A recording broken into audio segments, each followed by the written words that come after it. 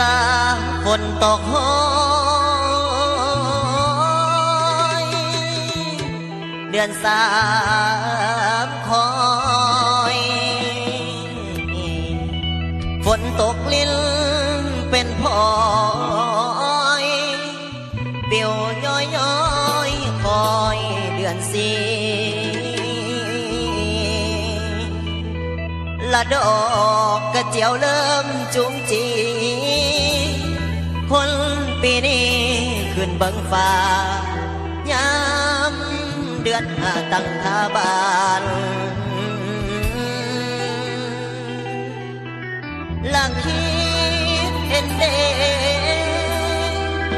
คิดเห็นสาวผู้นั้นที่เคยหักดอกจริงเจียว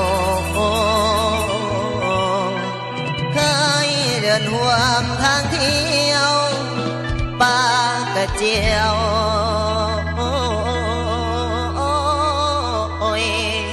แต่เขานั้น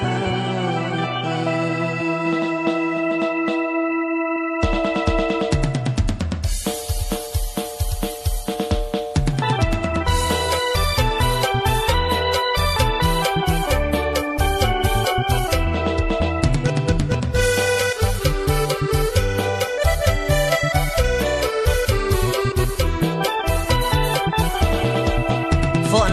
ตกลงมาปล่อยปล่อยเดือนสามคอยย้อยหำดอกม่วง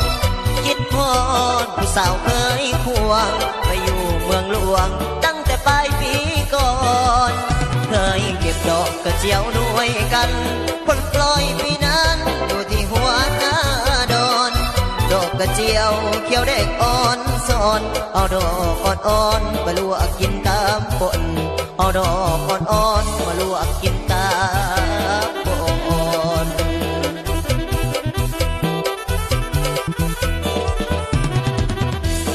นี่ไปหมุนเป็นเม้งที่นุ่นอยู่ใส่ลาโนอุ่นนี่ไปหมุนเป็นเม้งที่นุ่นอยู่ใส่ลาโนอุ่นเลือเมฆคุณมีบุญสุขอยู่มีสู่ผู้รวยนับผลไว้มายกไว้มาเริ่มหัวหน้าบอนที่เฮาเคยเกี่ยวดอกกระเจียวมันเลี้ยวหาเจ้าสีแดงสีขาวมาค่อยเจ้ามาเที่ยวน้ำผลเที่ยวกระเจียวสุกอยู่ค่อยเจ้าบ่มาลาถิ่นดินแดนข้าวเหนียวแม่ดอกกระเจียวบ่เลี้ยวขึ้นบ้านเก่าเลิกแล้วบ่หัวหน้าป่าเคยพังเศร้าดอกกระเจียวสิเอาไอ้ก้อยฝากเจ้ายามแลไปท่าแป้งตกแต่งสุกผมเลยบกมาซองไปท่าแป้งตกแต่งสุกผมเลยบกมาซองเอาทำน้องเริ่มลุ่มเก่าแล้วระลึกสุกเก่าลังเอาใจตั้งจิตต่อไอ้ย้ำนั่นกายบอลที่นั่งเคยเบาซ่อมหาเจ้าก็เห็นเงาจับหน่อยเห็นก็บอกกันหน่อยบอกค่อยเจ้าก็มา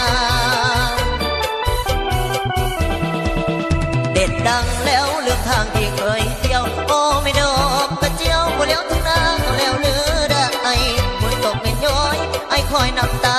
ไหลอยากคู่เจ้าอยู่จังได้จดหมายบ่มาเน่